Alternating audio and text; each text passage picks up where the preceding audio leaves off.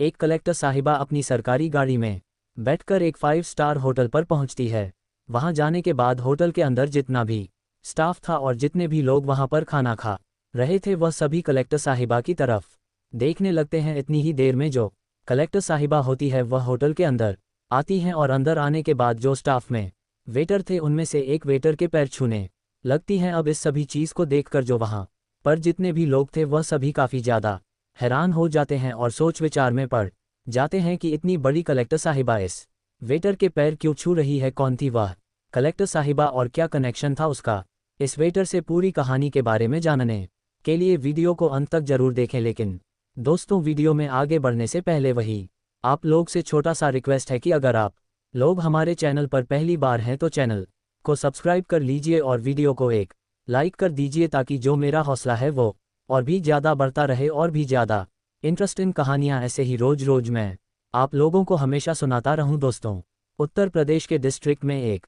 परिवार रहा करता है जिस परिवार के अंदर 2 पति पत्नी हैं और उनकी एक लड़की है। जो पति होता है उसका नाम राजेश होता है। राजेश जो कि मेहनत मजदूरी किया करता है और मेहनत मजदूरी करने के बाद अपने परिवार का भरण पोषण अच्छी तरह से कर रहा है। उसकी बच्ची जब 2 साल की होती है तभी अचानक से उसकी पत्नी की किसी कारण से मौत हो जाती है और पत्नी की मौत होने के बाद अब घर के अंदर केवल 2 सदस्य रह गए थे, बाप और बेटी घर के अंदर रह जाते हैं। तो जो राजेश होता है उसके परिवार वाले उससे कहते हैं कि कोई बात नहीं, तू दूसरी शादी कर ले, अभी तो तेरी उम्र जवान है। लेकिन जब राजेश अपनी 2 साल की बेटी की तरफ देखता है तो उन लोगों से मना कर देता है। कहता है कि मैं दूसरी शादी नहीं करूंगा, अगर मैंने दूसरी शादी कर ली तो मेरी दूसरी जो पत्नी आएगी मेरी बेटी के साथ गलत व्यवहार करेगी। अक्सर ऐसा होता हुआ उसने कई बार देखा था। इसके बाद जो राजेश होता है वह अपनी बेटी को पालने पोसने करता है और इसी तरह से मेहनत मजदूरी करके उसे पाल पोस कर बड़ा करने लगता है। उस लड़की का नाम उन्होंने ऋतु रखा था और ऋतु अब स्कूल जाने लगी थी। राजेश मेहनत मजदूरी किया करता और अपनी बेटी का अच्छे से ख्याल रखा करता है और उसको पढ़ाई लिखाई में आगे बढ़ा रहा है। धीरे धीरे समय बीतता है और समय के साथ साथ जो ऋतु होती है वह 10वीं क्लास में आ जाती है और जैसे ही वह 10वीं क्लास में पहुंचती है तो उसके बाद एक दिन राजेश उससे कहता है कि बेटी, अगर तुमने 10वीं क्लास में अच्छे नंबर प्राप्त किए तो तुम्हारी एक इच्छा मैं पूरी कर दूंगा। अब इस बात को सुनने के बाद जो ऋतु होती है वह बड़ी ही खुश होती है और कहती है कि सच में पिताजी, आप मेरी इच्छा पूरी कर दोगे? तो उसके बाद राजेश कहता है कि हाँ बेटी, जो तुम चाहो मैं वह कर दूंगा। उसके बाद उसकी बेटी कहती है कि पिताजी, अगर मैं 10वीं में अच्छे नंबरों से पास हो जाती हूँ तो आप मुझे 5 स्टार होटल में डोसा खिला देना। मेरी केवल यही इच्छा है और मैं 5 स्टार होटल के अंदर बैठकर डोसा खाना चाहती हूँ। इसके बाद जो राजेश होता अपनी बेटी से वादा करता है। इधर जो ऋतु होती है वह भी पूरी तरह से मेहनत करती है और मेहनत करने के बाद जो ऋतु होती है वह 10वीं क्लास में काफ़ी अच्छे नंबरों से पास हो गई थी। उसने पूरे जिले को टॉप कर दिया था। अब ये बात जैसे ही राजेश को पता चलती है कि उसकी बेटी ने पूरे जिले को टॉप कर दिया है तो इसके बाद वह भी बड़ी खुशी मनाता है और कहता है कि बेटी, अब मैं तुम्हारी इच्छा पूरी कर दूंगा। उसके पिता ने काफ़ी दिनों से कुछ पैसे जोड़ रखे थे अपनी बेटी को 5 स्टार होटल में डोसा खिलाने के लिए। इसके बाद जो राजेश होता है वो भी तैयार होता है, अपनी बेटी से भी तैयार होने के लिए कहता है और अपनी बेटी को लेकर वहाँ के सबसे बड़े 5 स्टार होटल में पहुँच जाता है। राजेश के पास साधारण से कपड़े थे, फटे हुए कपड़े उसने पहन रखे थे और उन्हीं कपड़ों को पहनकर वह 5 स्टार होटल के एक टेबल पर जाकर बैठ जाता है। अब वहाँ पर जो लोग और खाना खा रहे थे वह उनकी तरफ अजीब निगाहों से देखने लगते हैं। तभी वहाँ पर एक वेटर होता है जिसका नाम होता है राकेश। अब राकेश जैसे ही राजेश को देखता है तो एकदम से उनकी टेबल के पास आता है और वहाँ जाकर उनसे पूछने लगता है कि हाँ जी सर, बताइए आपको क्या खाना है। उसके बाद राजेश कहता है कि मेरी बेटी के लिए एक डोसा ले आओ। उसके बाद जो राकेश होता है वो उनसे पूछता है कि आपके लिए क्या लेकर आऊँ? आपकी बेटी के लिए तो डोसा ले आऊँगा। लेकिन तभी जो राजेश होता है वह कहता है कि मुझे कुछ नहीं चाहिए, मैं केवल अपनी बेटी को डोसा खिलाने के लिए आया हूँ, क्योंकि इसने मुझसे कहा था कि अगर मैं 10वीं क्लास को टॉप कर देती हूँ तो उसके बाद आप मुझे 5 स्टार होटल में डोसा खिला देना। तो मेरे पास केवल इतने ही पैसे हैं कि इस डोसे का बिल पे कर सकूं, उससे ज़्यादा मेरे पास पैसे नहीं हैं। आप केवल मेरी बेटी के लिए डोसा ले आओ और ये खा लेगी तो ही मुझे अच्छा लगेगा। अब इन बातों को जैसे ही वह राकेश सुनता है तो एकदम से यह बातें उसके दिल में लग जाती हैं और वह वहाँ से चला जाता है। वहाँ से जाने के बाद वह होटल के मालिक के पास पहुंचता है और वहां जाने के बाद उनसे कहता है कि मालिक, सामने जो टेबल पर गरीब व्यक्ति बैठा हुआ है उसकी बेटी ने जिले को टॉप किया है और इसी वजह से वह अपनी बेटी को यहाँ पर डोसा खिलाने के लिए लाया है। लेकिन मैं चाहता हूँ कि यह व्यक्ति भी अपनी बेटी के साथ बैठकर खाना खाए, तो इनके लिए कुछ खाना मैं अपनी तरफ से ले जाना चाहता हूँ। मेरे पास अभी तो पैसे नहीं है, लेकिन जो भी मेरी सैलरी आए उसमें से आप उन पैसों को काट लेना। अब इस बात को सुनकर वह राकेश से कहने लगता है कि अरे भाई, सारी भलाई आप ही लूट लोगे, हमें भी तो मौका दो।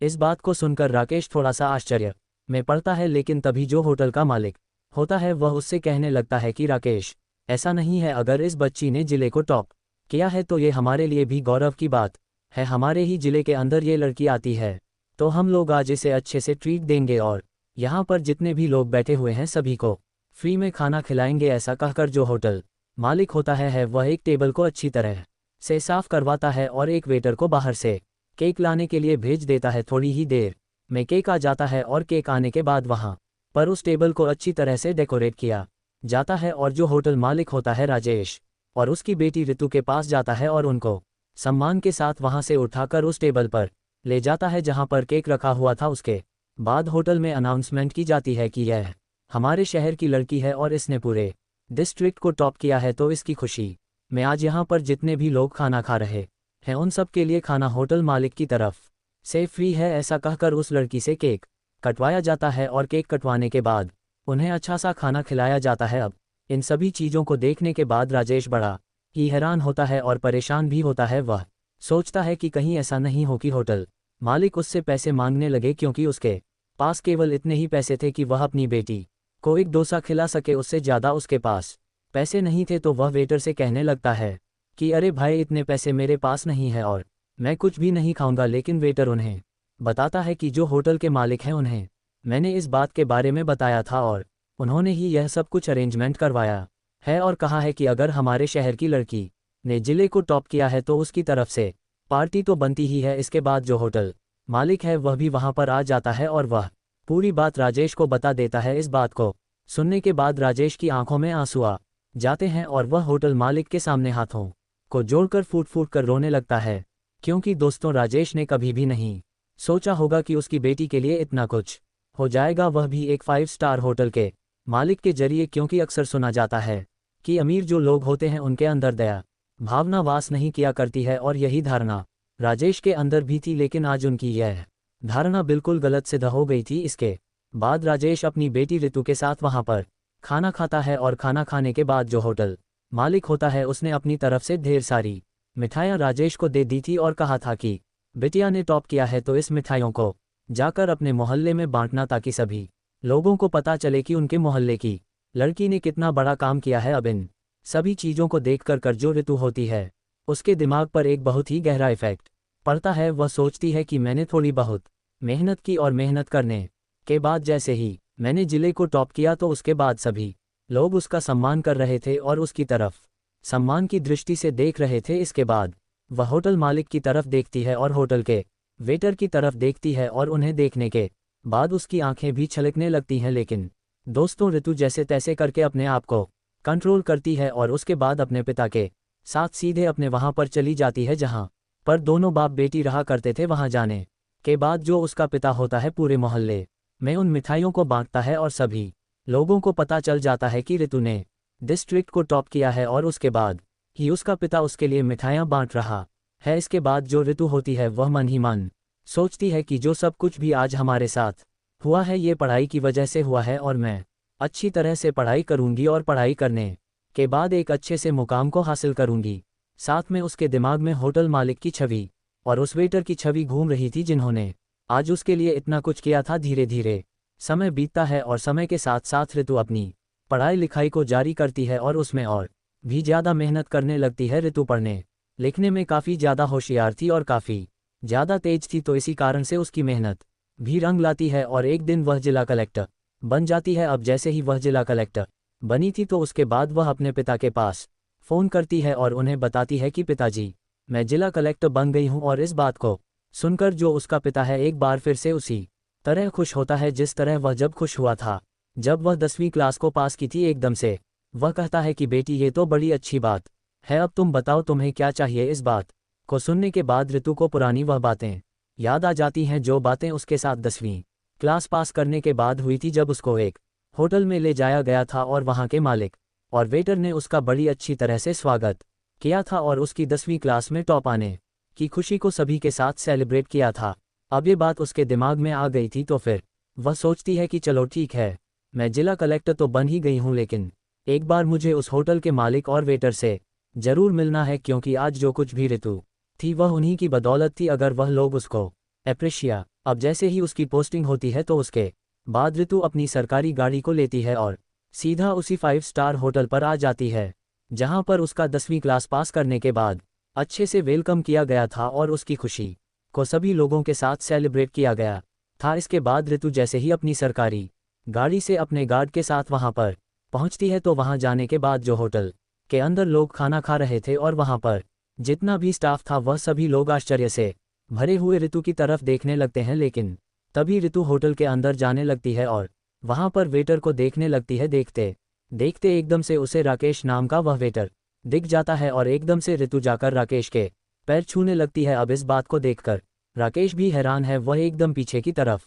होता है और कहने लगता है कि मैडम आप इस तरह से मेरे पैर क्यों छू रही हो। उसके बाद ऋतु एकदम से खड़ी हो जाती है और हंसने लगती है। इस बात को देखकर वहां पर जितने भी लोग थे वह सभी लोग भी हैरान थे कि एक इतनी बड़ी अधिकारी एक वेटर के पैर क्यों छू रही है। इसके बाद जो ऋतु होती है वह राकेश से कहती है कि शायद आप मुझे भूल गए, लेकिन मैं आपको चाहकर भी नहीं भूल पाई। राकेश थोड़ा सोच विचार करता है और कहता है कि मैडम मेरी समझ में नहीं आ रहा है आप किस तरह की बातें कर रही हो। उसके बाद ऋतु बताती है कि आज से इतने साल पहले मैं यहाँ पर अपने पिता के साथ डोसा खाने के लिए आई थी और उस समय पर तुम ही हमारी टेबल पर आए थे, लेकिन तुमने जाकर मालिक को बताया और मालिक ने अच्छी तरह से हमारा स्वागत किया। आज जो मैं एक जिला कलेक्टर बनी हूँ वह आपकी ही बदौलत है। शायद अगर आप मुझको अप्रिशिया आ जाती है और वह भी ऋतु को पहचानने लगता है। कहता है कि अच्छा हुआ बेटी जो आप कलेक्टर बन गई, हमने कभी सोचा भी नहीं था कि आप कलेक्टर बनने के बाद भी यहाँ पर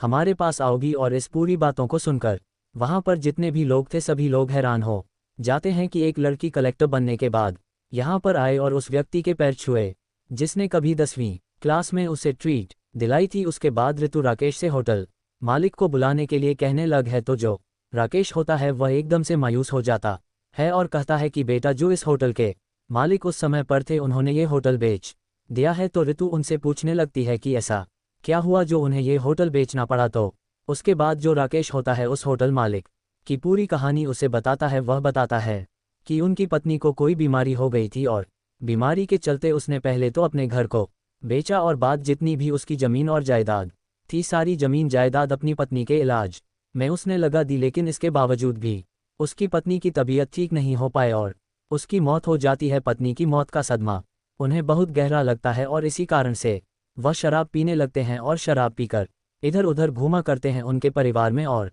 कोई नहीं था, उनकी कोई भी संतान नहीं थी और वह ऐसे ही इधर उधर घूमा करते थे। अब तभी एक दिन मुझे वह ऐसे ही घूमते हुए मिल जाते हैं और उसके बाद मैंने उन्हें अपने घर पर रख लिया है। मैं वहीं पर उनको रख के उनकी सेवा किया करता हूँ। उसके बाद जो ऋतु होती है इस बात को सुनकर उसे बड़ा ही दुख होता है और उसकी आंखों से आंसू छलकने लगते हैं।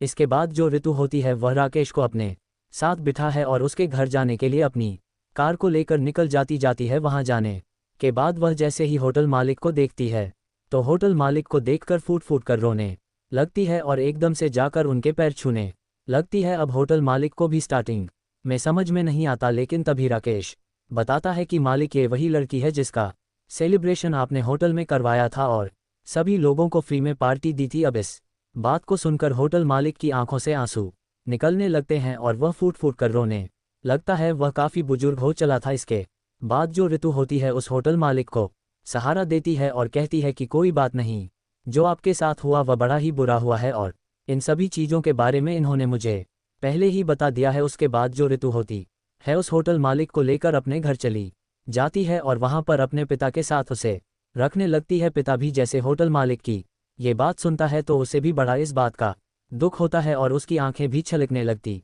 हैं, क्योंकि होटल मालिक असली में एक ईमानदार व्यक्ति था और उसके साथ ऐसा हो गया था जो शायद किसी बेईमान व्यक्ति के साथ भी ना हो तो ही अच्छा है। इधर जो ऋतु होती है वह उस होटल मालिक को अपने पास रखा करती है और उसकी वहीं पर सेवा करती है।